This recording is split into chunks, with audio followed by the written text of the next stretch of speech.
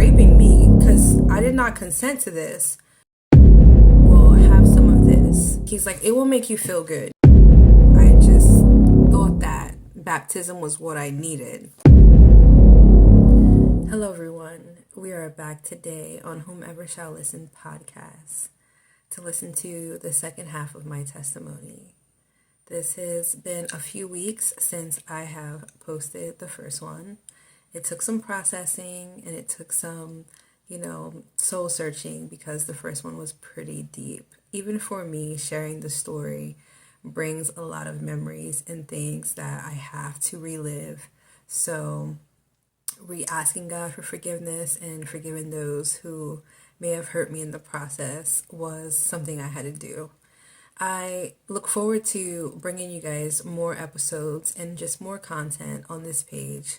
Just bear with me because this is new to me as well. So the second part of my testimony, I will jump in right to my years of being a teenager. At this point, we had returned back to my parents' house. In the last episode, I talked to you guys about how I was in foster care. And my mother did everything in her power to get us back home, and she did. She got us back home, and we were able to return.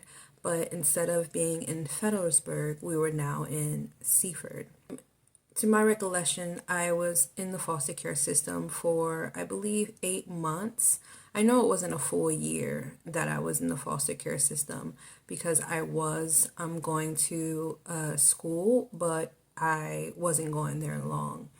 Speaking of the foster care system, it was pretty tough. I was there with other children who were kind of on the, just doing everything wild. That was the first time I experienced ever having a Christmas, and there was just a lot. My foster parents still took us to church. There was church involved every Sunday. We would go to Bible study and things like that, but the home just wasn't right. I never seen my foster father. He was always working, but they did do right by me. So we returned home to my parents, and as soon as I entered the home that my mother and father just bought, I felt something was there. There was definitely a eerie feeling in that house. There was a presence in that house. I walked in and told my mom immediately, there's a man at the stairs. And I always felt that there was something there all the time.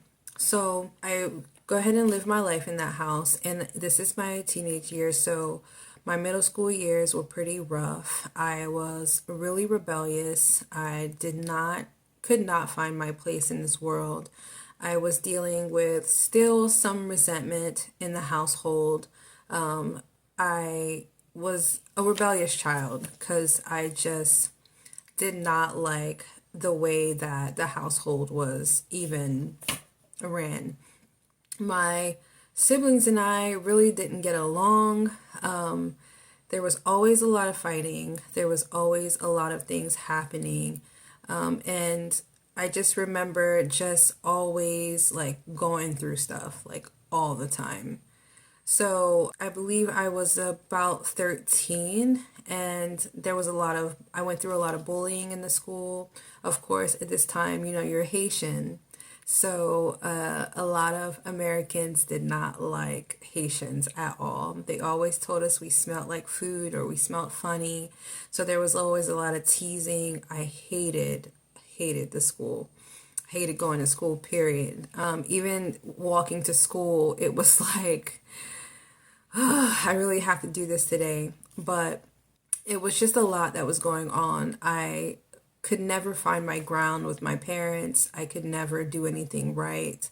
And it was just a lot that was going on.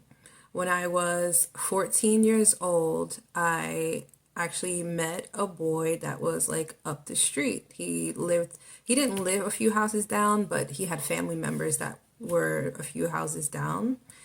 And I kind of like became friends with him. We actually became really close. Like we talked all the time. He came over. He always like, he took to me, I took to him. He was really attractive. He was like a star football player at his school. And we just got along, like we clicked, we got along very well. I would sneak him into my mom's house and we would just like have fun and just talk. And nothing really was going on at all. And I really, really liked him. And I remember we were having conversations about my virginity, and I was like, I never done anything like that before. I wouldn't even know what to do, but I had set in my mind that I was going to give him my virginity. I don't know why. That's just what happened. I just set in my mind that I was going to do it. Everyone around me was doing it. I was witnessing friends doing it. Even though I would beg them not to, they were doing it. Everyone was like giving away their virginity.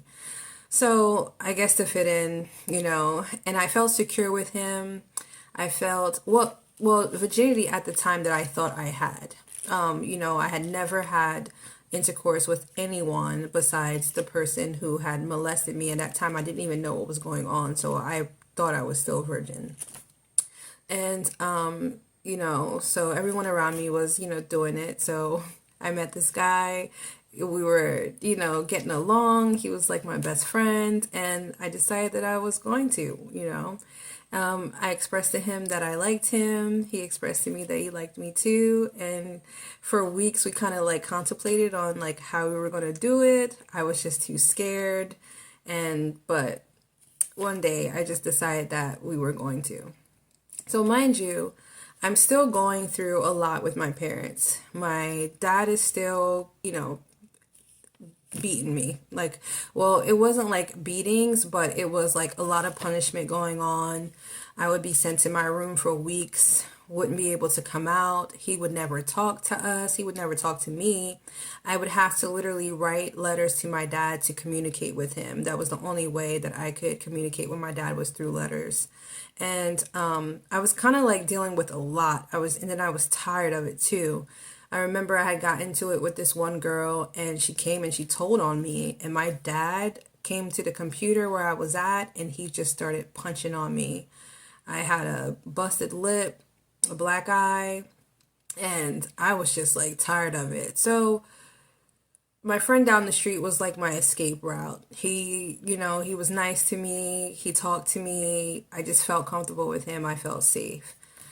So fast forwarding to the day that I decide that I'm going to, give him my virginity. Well, I'm still nervous, and we go to his uncle's or cousin's house, which is literally 2 doors down from my house. And we decide that this is so crazy, because I would have never done this now in my years. I would have never gave it up like that. We went into this back room. He put some blankets down, and I didn't know what to do. I still had my clothes on, and I just kind of and I had my eyes. So we started, and I had my eyes closed the whole time because I just did not know what to do. I had my eyes closed the whole time. So while my eyes are closed and it's happening, but I still don't understand what's happening, because this is like, for me, my first time. So I decide to open my eyes, and when I open my eyes, his uncle is on top of me. Yes, his uncle is on top of me. So I'm just like shocked. So I smack his uncle, and and push him off of me. I see my best friend in the corner, and I'm just like, I slap him, and he grabs my arm like, hey, and I'm like, you're saying, hey, you're basically raping me, because I did not consent to this.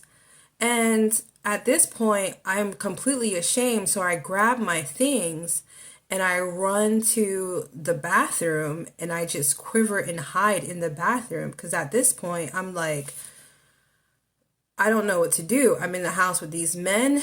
I feel like I've been set up. I knew I was having intercourse with him, And then I open my eyes and there's this grown man on top of me. Mind you, I'm 14 years old and there's this grown man on top of me. And I just go into the bathroom and I just start to cry and I'm weeping.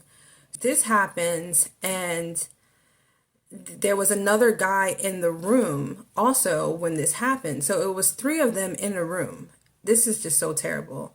So the other guy that was in the room, he hears me crying in the bathroom. I hear a bunch of commotion outside of the bathroom, and people are arguing, and what's going on. People are trying to figure out like what has happened.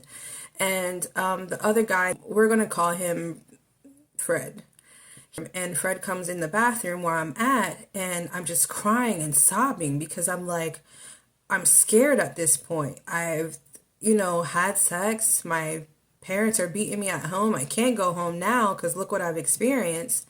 And he kind of takes to me. He's like, I'm so sorry. Fred's like, I'm so sorry this happened. He should have never done that. I apologize for him, and I hope that, you can forgive him. He's just like, talking to me. Mind you, I'm like 13 at this time. And he's just like, talking to me, and, he's saying, are you okay? And stuff like that. And he's like, just, come out of the bathroom. And I'm like, no, I don't want to come out the bathroom. I'm scared. I don't want to come out the bathroom. And so he kind of like sits in the bathroom with me or whatever. And so he's sitting in the bathroom with me, and I decide that he's like, come with me, come for a ride with me. I'll take you somewhere safe. So at this point, I'm like, okay, I'm scared now. I know that I have just done this, and if I go home, my parents know I was here. If I go home, something's bad's going to happen. I'm convinced at this point that what I have done is going to get me killed. So I'm not going back home.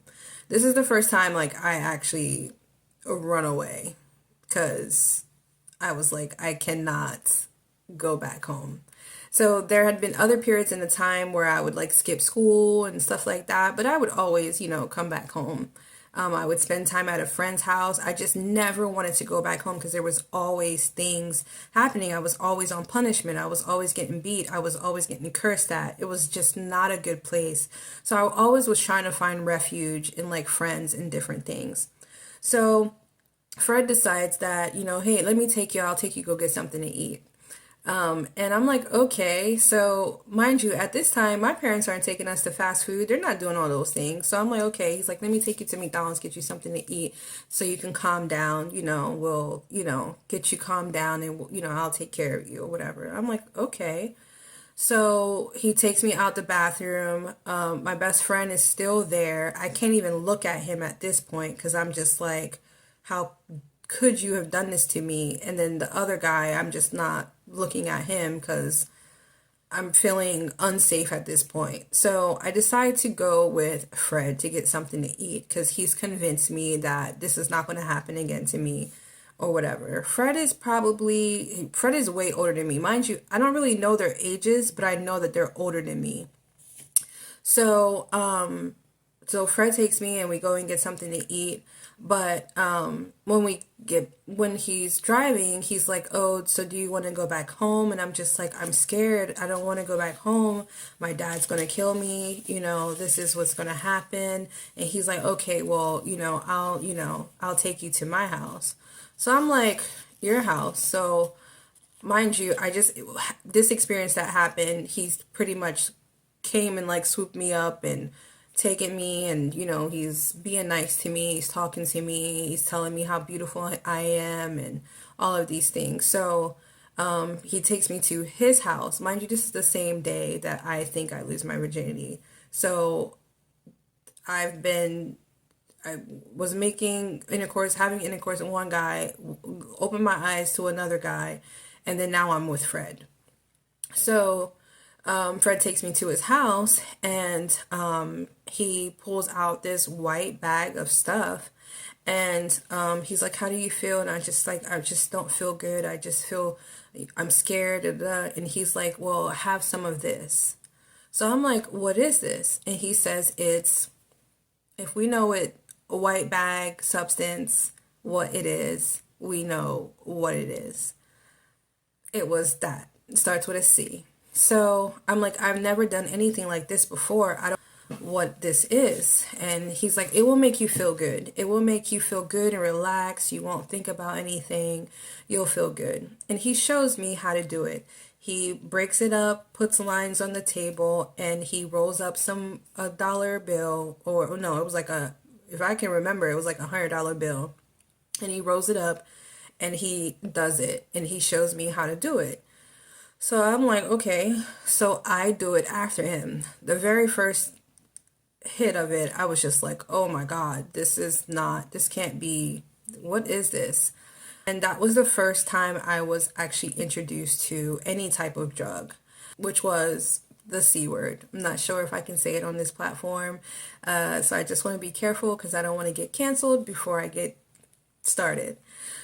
So that was my very first time even doing anything. I was 14 is when all of this was happening. It was such a long time ago. But so I basically ran away from home at this point. I'm with this grown man. He has introduced me to C, and at this point we do this drug, and I'm numb. I don't know what's going on or whatever. So at this point we're at his house, and he takes me to the room, and he's like, you know what you were doing earlier, can you do that with me? And I was just like, I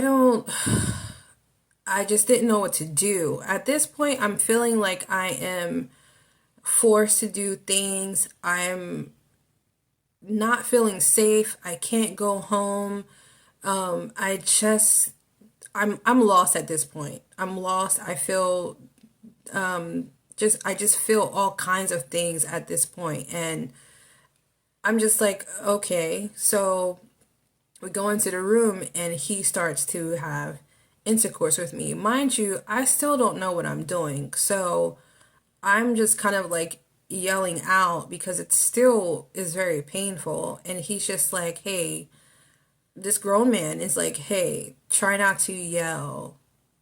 You're making too much noise. And I'm just like, so this happens. All right. So that was the very first time that I lost my V, that I knew that I had, my virginity that I knew that I had. And this is what I experienced the very first time. So fast forward to this, and at this point, I'm not going back home. He has taken me under his wing. He is taking care of me. He's putting me in hotel rooms. He's just kind of like keeping me away from my parents' house. My parents are looking for me. They're on a hunt. They got the whole church out. They got the police involved. They are looking for me. And most of the time, I was 2 doors down from my parents' house. I would actually see my dad come home from work, and I was in this house with them, and I was on drugs the whole time.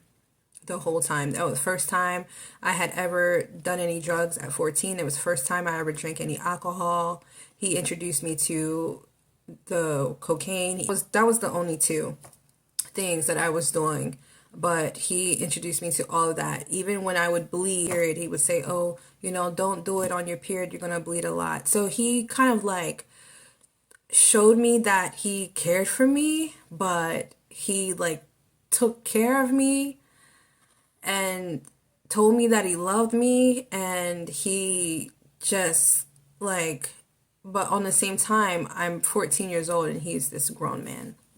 So I can say that looking back on it, I felt protected. I felt like I was taken care of. I felt like he wasn't going to let anything happen to me. I felt like I was safe, even though I was doing all these things, he was still protecting me. So I was still running away from my parents' house. I had not gone back. And I'm going to say I've probably been gone for I'm gonna say almost 2 months I was gone, and my parents were still searching for me. And he actually, he said, you can't stay here anymore. I was at his house, and he was like, you can't stay at my house anymore. So he actually took me to a woman that I know now, that I know now. I used to call her my mom, and he took me to her house, and he brought me inside, and he told her, hey, can she stay here with you? I'll pay you to let her stay here. And she's like, yeah. It was a white woman. She had like 3 kids at this time. And basically, she was like, yeah, she can watch my kids. I was like a living babysitter at this point. So I'm staying with her for a few months, but my parents are still looking for me. At this point, the cops just deemed me a runaway, and they're still on the lookout, but I'm hiding. I'm not going to school. I'm not going outside. I'm not doing anything. I'm just in this house with her and watching her kids. And she took care of me. She took care of me. She cooked for me. She showed me how to cook. Her kids loved me. I loved her. I loved her kids. Till this day, I still love her because when I was there with her, she never did me wrong. She just took care of me like I was her child. Even though I was this runaway on the street, she took care of me like I was her child. So in the meantime, I'm still doing drugs. I'm meeting other friends that are doing drugs. I'm still with Fred. At this point, Fred has made me his girlfriend, and that's my man. But Fred also has a whole wife that I don't know about. So I'm getting into altercations, mind you. At this point, I'm still 14, getting into altercations with this grown woman over this man. These things are happening. I'm on cocaine, and I'm telling you, I'm doing it every day. Every day I'm with Fred, I'm doing it. He's picking me up from where I'm living at, from her house, and we're going out, we're partying every weekend. This is something. I'm 14, and I'm doing lines and lines and lines of cocaine every day. But at this point, I'm only with Fred. The friend that I thought was my friend, I'm not talking to him anymore, whatever. No one can pretty much do anything to me. Fred is my protector. Fred is, running the city. No one can do anything to me. At this point, I find out that Fred is this big time kingpin. Didn't even know. He's this big time kingpin. Everyone fears him. No one plays with him. And I'm his little shorty. This happens, and my parents are still looking for me. And the social services actually gets involved. So my mom, the woman I'm calling my mom, she gets into some trouble with social services, and now social services is at her house. They find out I am a runaway, and they threaten her that if I don't leave her house, they're going to take her kids, because there's other things happening with her kids as well. So she's like, hey, you're going to have to go home. And at this point, I'm kind of like living this life that I think is the best life. I don't have to go to church. I don't have parents yelling at me. I don't have these things happening. I don't have to go to school. But I still knew my parents was looking for me, but I was still afraid to go home. So I eventually decide, okay, I'm going to go home because I don't want to risk her losing her kids too, because I'm in her house. So I decide to go home. And I remember that walk all the way home. At this point, I've been gone for at least 4 or 5 months. So there's a lot of things that have happened in these 4 or 5 months that I've been gone. And I decide that I'm going to go home. And I remember that long walk home. The things I thought I was going to experience, were my parents going to be happy to see me? Were they going to beat me? Were they going to send me to Haiti? I didn't know.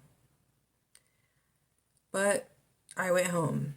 I went home and I knocked on the door. I remember my mom opened the door. My mom opened the door. And when she opened the door, she was like, oh, She wasn't happy to see me. She wasn't happy to see me. My siblings weren't happy to see me. My father wasn't happy to see me. No one was happy to see me. But I knew that's what I was going to be running into. I knew I wasn't going to be running into open arms or safe haven. I knew I wasn't going to be. I knew it. So I returned home. My mom has a long talk with me. My dad barely says anything to me. And I just go to my room. That was my room. That was now my sister's room. And I am there. Still just wanting to just like not be there. But I am there. So I returned there. Of course, in the Haitian culture, if there's problems in your household, everybody in the world knows what's going on in your house. Especially when you have a mother like mine who was telling all of your business to everyone. But I believe it was with love because she was just trying to find her daughter. So, of course, we go to church and the church is praying for me. And I can say the church members were happy to see me. I remember them rejoicing on the microphone, saying that God has brought me home, and that was a good feeling. But I was still kind of under all of these strongholds. I had been doing so much drugs, and I had all this freedom, and now I'm back to this church and everything like that. So I'm there with my parents, and for a few years, I'm 14, 15, going on 16, and I'm doing right. I'm trying to live the right way. I'm still having these, problems. I'm still like, going out with my friends, not coming home, but I decide at 15 years old that I'm going to give my life to Christ. Now looking back at it, everyone was getting baptized, and I wanted to do that too. I was in my room just praying and singing, and I just knew I had to give my life to Christ. And I ran downstairs and was like, Dad, I think I'm saved. I want to get baptized. Because it just seemed like the right thing to do. It seemed like the right thing to do. It seemed like it was the right thing to do for me to get baptized. Maybe I could change. Maybe I could be a better daughter. Maybe I could be a better sister. Like, I just thought that baptism was what I needed. So I'm preparing to get baptized. I finally get baptized, and the battles get worse after this. After this, I get baptized. Me and my sister and some other friends in the church, we've created the singing group, and we are singing in every church. You talk about group melody is what we were called. We were called group melody. And the sounds that were coming out of our mouths, we were top notch. Mind you, in my last video, I said that my dad, he taught me how to sing, and I was singing with my dad. So my vocals was definitely there. So we had this singing group and everything like that. And, things start to happen throughout my life. I'm dealing with all of these demonic feelings. I'm still kind of like running away. I'm fornicating, and I'm still doing all of these things after I get baptized. I'm smoking pot with my friends, skipping school. I'm doing all of these things, but I'm still trying to stay in this group. So I have like two faces. I'm living this one life, but in church, I'm acting like I'm this other person, because this is what I had to do to kind of like please my parents. So in order for me to be on their good side, this is what I had to do. Things happened in the group where we actually got in some discord. Some girls came to the church wanting to fight one of the girls, and of course Roza, she's still in the streets, so we took it to the streets on church property. So now we've been banned from every church. We are not allowed to sing, and I pretty much this has pretty much happened. So of course I'm feeling like lost because the group was holding me to be in the church. To be honest with you, that was like my thing. It was like, okay, this was hoping. So once that happened and I got banned from these churches, and I pretty much had taken all the blame for the things that had happened. People were pointing their fingers at me because of my past. I decided to run away again. I ran away again, and I go back to my so-called mom's house, and I go back there. At this point, my mom knows where I'm at. I'm only there for a few weeks, and they come and find me. I have to go back. So I go back to my parents' house.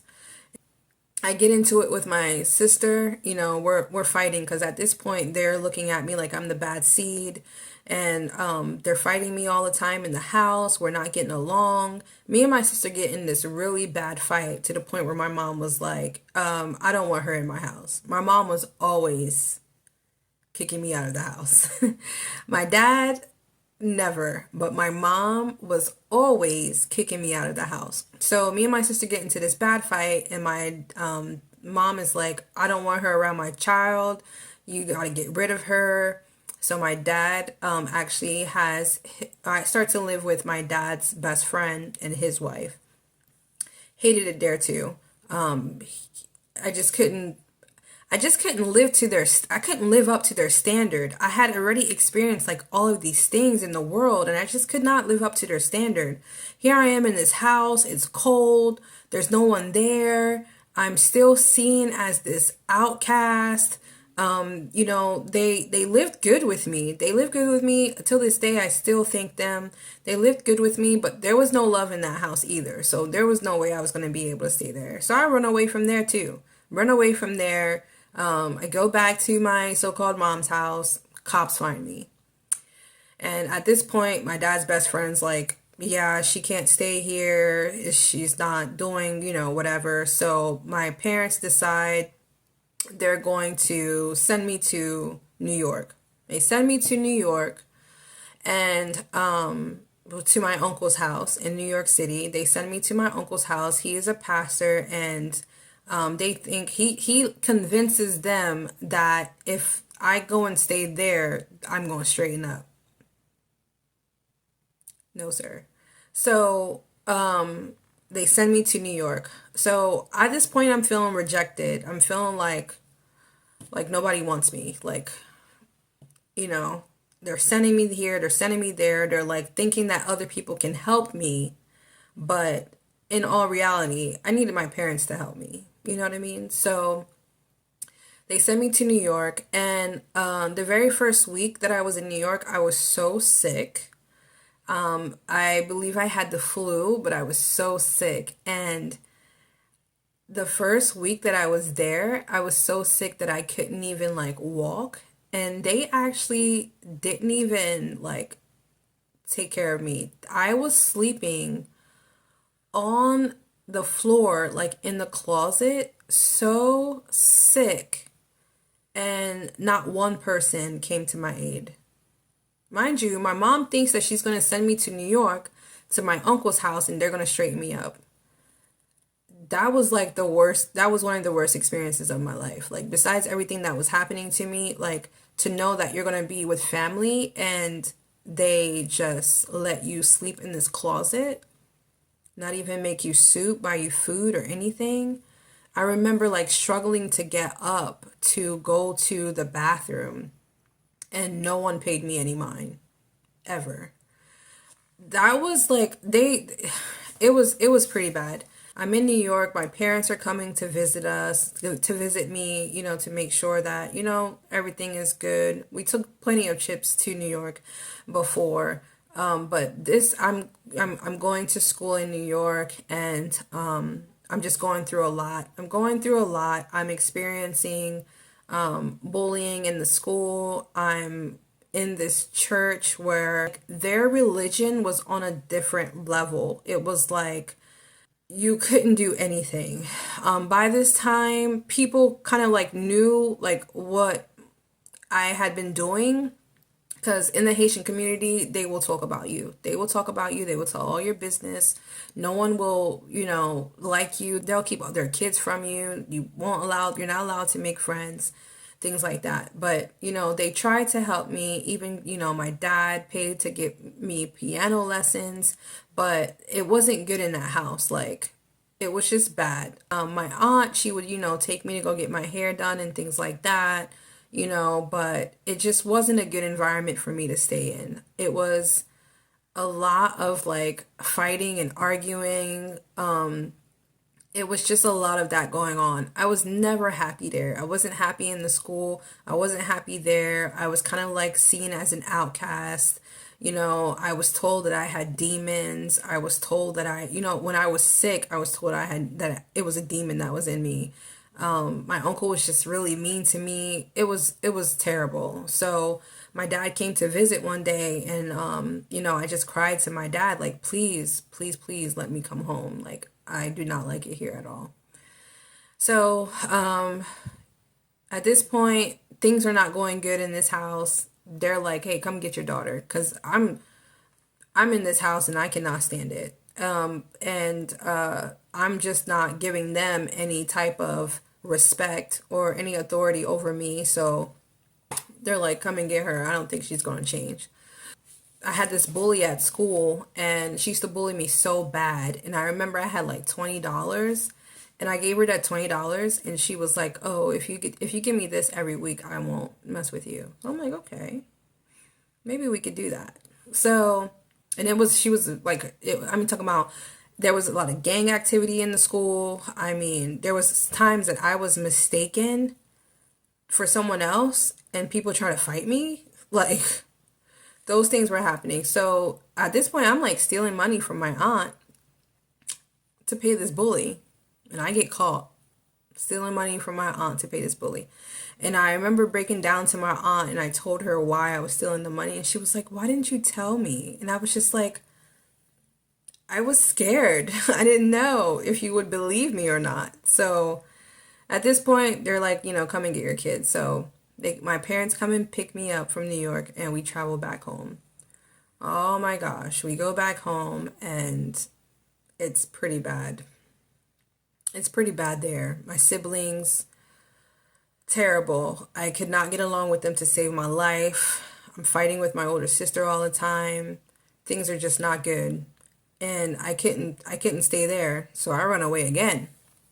And my woman that I called my mom, she's still living in the same spot. So mind you, this is a lot going on in a 3-year span. From the time that I thought I lost my virginity to 15, all of this is happening. So I run away again. My dad, he thinks he's going to put me in private school, thinks it's going to help me out. It's not. It's worse there. Didn't want to do that either. I'm being rejected everywhere I go. Nobody wants me. My parents don't want me. My siblings are fighting with me. My parents are fighting. It's just terrible. So I run away again, and I never go back.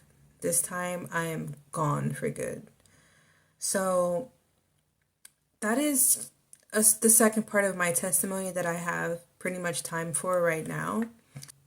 As you can see, there was a lot that happened in my teenage years, but mind you, my childhood wasn't good either. So it was just a lot that was going on. I was experiencing a lot of rejection. I was experiencing a lot of abandonment, doing drugs. I was fornicating. I was not feeling wanted no matter where I went. It was just a lot of things that were just piling up. I was being just broken down in just so many ways that I just could not take it anymore. And my escape route was to run away. That was all I needed to do, was to run away. I was always afraid to go back home. I knew I was going to be rejected. I knew I wasn't going to be loved there. So I was just always afraid. I never wanted to be home. I never wanted to be there. So experiencing a lot of that rejection, we have drugs involved, we have rejection, we have abandonment, we have another form of rape happening again to me. So there was just a lot of things that were just so bad. But God still continued to keep me. I could have been trafficked. I could have been killed. I could have been, so many things could have happened to me, but he still kept me and he still stayed with me even through these times, because I believe that my parents were always still praying for me. The church was always still praying for me. I I knew I had God, but I was rejecting him too, because I was feeling rejected everywhere. And I thought that being in the world was safe. I thought that being in the world was okay. I wasn't experiencing the things that the rejection and abandonment and just the constant quarrels that I was experiencing in the church and in my household. I wasn't experiencing that in the world.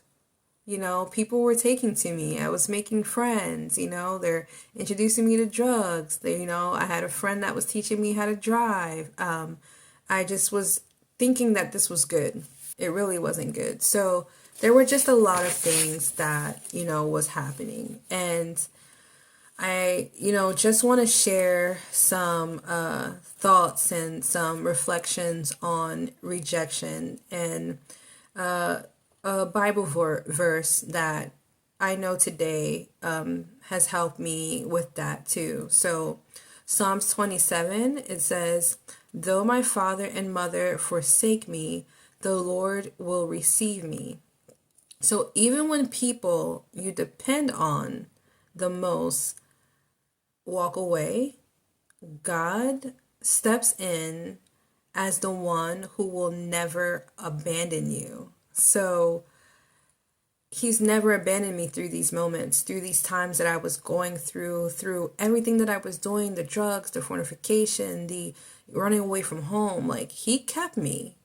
And I know he did, because I could have been dead. I could have overdosed on drugs. I could have been trafficked. Someone could have killed me. And that didn't happen. And strongholds of addictions, I experienced strongholds of addiction even through my adult life, but being introduced to drugs in such an early age, on top of the graping and the molestation, that just added another stronghold to my life. And believe me, the third part of my testimony will go through that, and it was a lot. I can see where the strongholds actually really took into effect. So in 2 Corinthians 10, verse 4 and 5, it says, "The weapons we fight with are not the weapons of the world. On the contrary, they have divine power to demolish strongholds." So God's word and his spirit are your weapons, okay? The addiction, the craving, the shame that I was experiencing, they are no match for the power of God. So they are no match for the power of God. So I just want to, just speak to those that have dealt with strongholds, that have dealt with, feelings of rejection and abandonment. God is not going to abandon you. Even though you might feel that at that time, he's not. And here goes a verse for, that will help anyone on abandonment. But Deuteronomy 31, verse 8, "The Lord himself goes before you and will be with you. He will never leave you nor forsake you." So you are not walking alone, okay?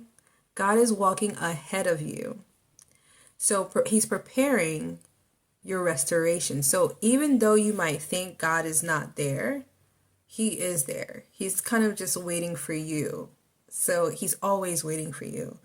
And that's what we need to know in this world. Don't think that this person has abandonment because God has already, he's there with you. He is ordering your steps and he will never abandon you.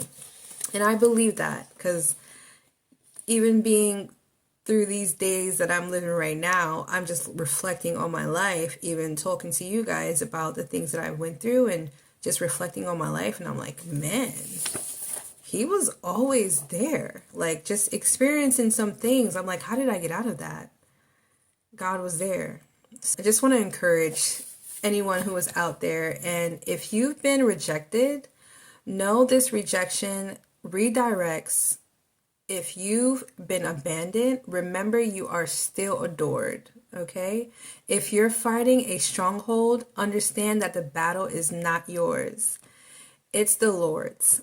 You can start again, even from your lowest point, because God specializes in resurrection stories. So this is what he does, okay?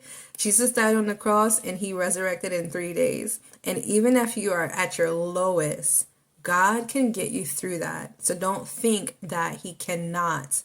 You just have to completely surrender your life to him. Go to the altar of salvation. Go to the altar of surrender and surrender your life and gain back your salvation, okay? So I want to pray with you guys before I get off of here. And I, just let me pray for you guys right quick, all right? So Father God, we come before you broken but hopeful.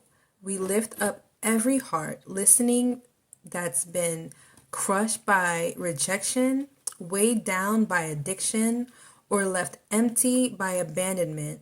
Lord, remind us that you are close to the brokenhearted and that you save those crushed in the spirit. Break every chain of addiction, shame, and fear. Heal the wounds left to people who walked away. Teach us to see rejection not as punishment, but as your redirection toward purpose. We declare freedom in the name of Jesus, freedom from rejection, from strongholds, and from every lie that says we are not enough. We receive your love, your peace, and your new beginning in Jesus' name. Amen. Remember, you are not what you lost. You are what you survived. Keep walking in faith. Keep healing. And I pray that this will help anyone who is battling with drug use, abandonment, rejection. I pray that you watch this and that it opens up your door to your testimony. And, just reflecting on the things that I've been through, I would have not been brave enough to share this with you guys. So I thank you for that safe space that you guys have created for me to be able to share the messages that I have received from people about my video and just helping women that I didn't think, or helping men as well, that I didn't think that I was even helping. So I just want to, just say that you're in the right place, you're in the safe place. And if you have any stories that you want to share and you are afraid to share them, I will share them for you. You can email me and we will talk and I will pray with you and help you through your situation. And believe me, there's always someone out there to help you. Okay? Don't think that you are alone, because you are not. And never think that you're without God, because you are not. So thank you for listening, and stay tuned for the next segment or the next episode of my podcast. And I appreciate you all. All right? Have a good night. And you're listening to Whomever Will Listen podcast.